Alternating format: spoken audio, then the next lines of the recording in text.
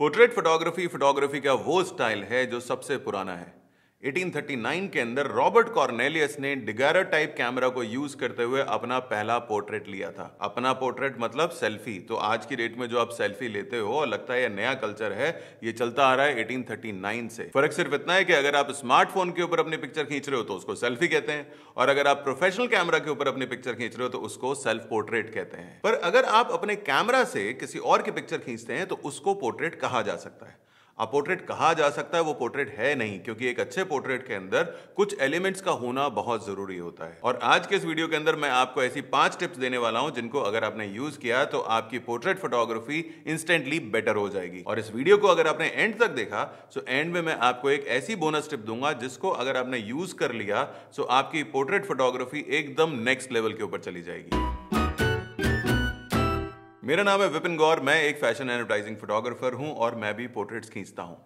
पिछले 15 साल से मैं जो फोटोग्राफी कर रहा हूं, मैं फैशन शूट कर रहा हूं, एडवर्टाइजिंग शूट कर रहा हूं, उन सभी में पोर्ट्रेट्स खींचे जाते हैं। और काफी टाइम लगाने के बाद में मुझे ये समझ में आया कि एक अच्छा पोर्ट्रेट कैसे बनता है, क्या ऐसी चीजें हैं जिनको कि यूज किया जाता है तब वो एक फोटोग्राफ से एक पोर्ट्रेट के अंदर बदल जाती है। तो आज के इस वीडियो के अंदर मैं आपको वही 5 टिप्स देने वाला हूं जो कि मैंने इतने सालों के अंदर सीखी है। सबसे पहली चीज जो आप एक पोर्ट्रेट में ऑब्जर्व करते हैं वो होता है कनेक्शन। एक अच्छा पोर्ट्रेट आपके साथ कनेक्ट करेगा, उसके अंदर कुछ फीलिंग होंगी, वो पोर्ट्रेट आपसे बातें करेगा। अगर आप पुराने फेमस फोटोग्राफर्स का काम देखेंगे, उनके पोर्ट्रेट्स देखेंगे, उनके पिक्चर्स देखेंगे तो आपको उनके अंदर एक कनेक्शन दिखाई देगा। आप रिचर्ड एवरडेन का काम देख सकते हैं, आप स्टीव मैकरी के पिक्चर्स देख सकते हैं, आप इरविंग पेन का काम देख सकते हैं, आप मारियो टेस्टिनो के काम को देख सकते हैं, पीटर लिम्बर्ग के काम को देख सकते हैं, हेलमेट न्यूटन के काम को देख सकते हैं।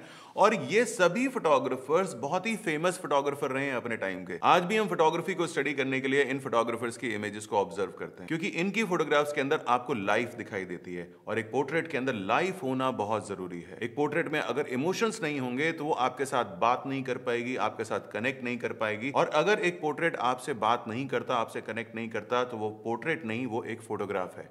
और यही एक डिफरेंस होता है। सो एक अच्छा पोर्ट्रेट वही है जिसके अंदर इमोशंस हो, जिसके अंदर कनेक्शन हो, जो आपकी किसी ना किसी फीलिंग को टच कर सके। अब एक्सप्रेशंस के बाद में बारी आती है टेक्निकल चीजों की। और टेक्निकल चीजों की जब हम बात करते हैं तो सबसे पहले आपको सेलेक्ट करना होता है आपका लेंस, मतलब कि आप किस फोकल लेंथ के ऊपर अपना पोर्ट्रेट शूट करना चाहते हैं।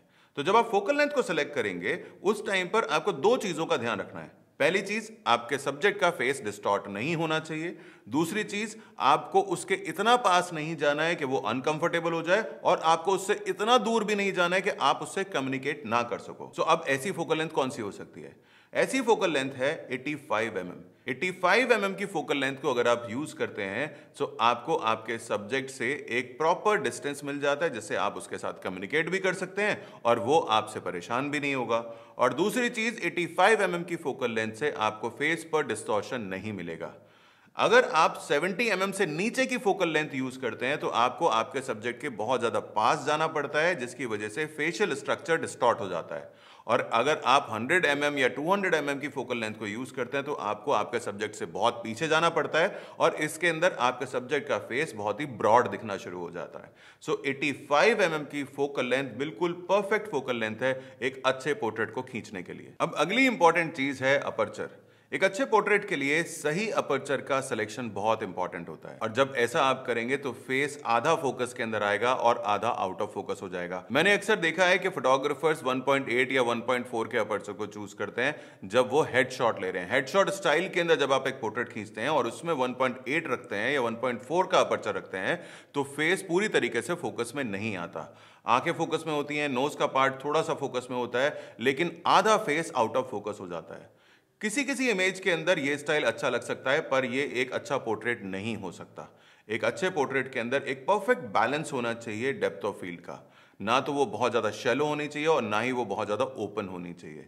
तो 5.6 की जो रेंज है 85 mm की फोकल लेंथ के कॉम्बिनेशन के साथ में, वो एक बिल्कुल अच्छी चॉइस है एक अच्छे पोर्ट्रेट के लिए, क्योंकि 85 mm की फोकल लेंथ के अंदर आप सब्जेक्ट के बहुत ज्यादा दूर नहीं होते हैं और जब आप पास में आते हैं तो डेप्थ ऑफ फील्ड शैलो हो जाती है। और ऐसे में अगर आप 1.8 यूज करेंगे तो डेप्थ ऑफ फील्ड और ज्यादा शैलो हो जाएगी। सो 85 mm की फोकल लेंथ के साथ में आप अगर 5.6 का अपर्चर यूज करेंगे तो आपको एक परफेक्ट बैलेंस मिलेगा डेप्थ ऑफ फील्ड का, जिसको आपको यूज करना चाहिए। अब अगर आप एक फुल लेंथ पोर्ट्रेट खींच रहे हैं, क्योंकि पोर्ट्रेट सिर्फ हेडशॉट्स ही नहीं होते हैं, पोर्ट्रेट फुल लेंथ भी हो सकते हैं।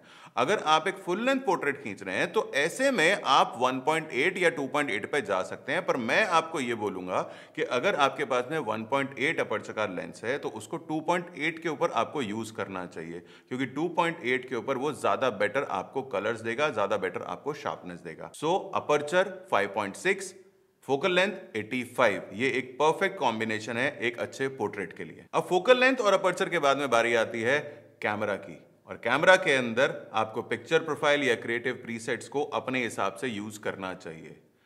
जब से हम डिजिटल कैमरास यूज करना शुरू हुए हैं और खास तौर पे डीएसएलआर से जब हम मिररलेस कैमरास की तरफ आए हैं, तो एक अजीब सी शार्पनेस, एक अजीब सा डिजिटल स्टाइल आपके पिक्चर्स के ऊपर आना शुरू हो गया होगा, जो कि मुझे पर्सनली पसंद नहीं है। मुझे पसंद है स्मूथ ग्रेडिएशन और शार्पनेस सिर्फ उतनी जितनी की मेरे को जरूरत हो। सो ऐसा करने के लिए आपको अपनी पिक्चर प्रोफाइल को या क्रिएटिव प्रीसेट्स को आपको चेंज करना पड़ेगा, आपको उसको मॉडिफाई करना पड़ेगा। सो पिक्चर प्रोफाइल में आप स्टैंडर्ड प्रोफाइल को यूज कीजिए और स्टैंडर्ड प्रोफाइल में जाकर आपको शार्पनेस को 0 कर देना है, क्लैरिटी को 0 कर देना है, हर चीज को आपको 0 कर देना है और तब आपको पिक्चर खींचनी है। जब आप इस तरीके की मॉडिफाइड प्रोफाइल के ऊपर पिक्चर्स को खींचेंगे तो आपके पोर्ट्रेट में एक बहुत अच्छी स्मूथनेस आएगी, उसके अंदर कोई बहुत ज्यादा शार्पनेस नहीं होगी, बहुत ज्यादा उसके अंदर हार्शनेस नहीं आएगी, क्योंकि एक अच्छा पोर्ट्रेट वही है जो इमोशंस के साथ साथ एक स्मूथनेस भी देता है, ताकि आपको बहुत ही सूदिंग फीलिंग आए उस पोर्ट्रेट को देख करके। अब इन सब चीजों के बाद में बात आती है सबसे इंपॉर्टेंट चीज की, लाइटिंग। एक अच्छे पोर्ट्रेट के अंदर अच्छी लाइट का होना बहुत जरूरी है। अगर अच्छी लाइट नहीं है तो चाहे आपने जितने मर्जी अच्छे एक्सप्रेशंस लिए हो, आपने कैमरा को सही से सेट किया हो, आपने लेंस का सिलेक्शन सही किया हो, पर अच्छा पोर्ट्रेट नहीं आ सकता। अब अच्छी लाइट क्या होती है? अच्छी लाइट का मतलब यह है कि एक सही डायरेक्शन से लाइट को लगाना, ताकि सही डायरेक्शन के अंदर शेडोज क्रिएट हो। अब शेडोज हार्ड रखनी है या सॉफ्ट रखनी है ये आपके हाथ में है, लेकिन एक अच्छे पोर्ट्रेट के अंदर सॉफ्ट शेडोज ज्यादा प्रेफर की जाती हैं।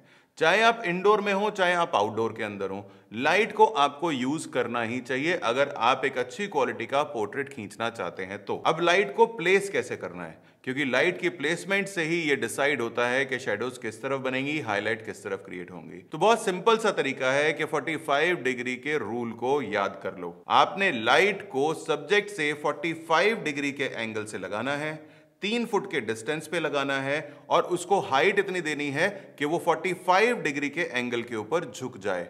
और हाइट और ये जो डिस्टेंस है ये आपका 3 फुट का हो सकता है। 3 फुट से ज्यादा आप 4 फुट पे जा सकते हो, लेकिन अगर आप उससे ज्यादा दूर जाते हो तो लाइट बहुत ज्यादा फैल जाएगी और आपको प्रॉपर शेडोज नहीं मिलेंगी।